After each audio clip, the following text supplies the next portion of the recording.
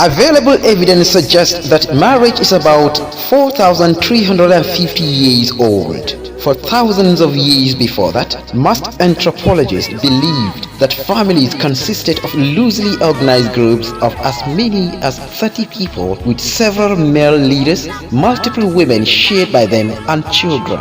As time went by, the society had a need for more stable arrangements. The first recorded evidence of marriage ceremonies uniting a woman with a man dates as far back as 2350 BC in Mesopotamia.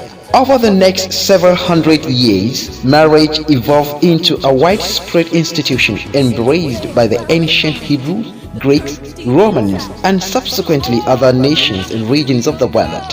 However, the origin of marriage is not unconnected to divinity. This is evident when God the Almighty instituted marriage by contracting it between the first ever parents on earth, Adam and Eve. God joined them to become husband and wife.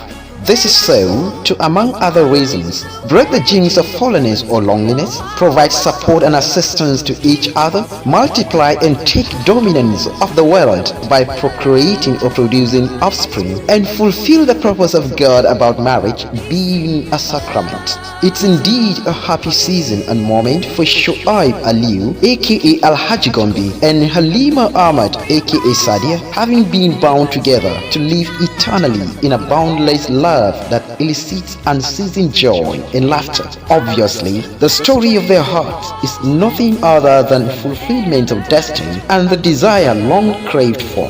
As you tower the path of marital journey, we wish you well, success, and blessings of marriage. Congratulations, Mr. and Mrs. Shoaib Aliu. Happy marriage life.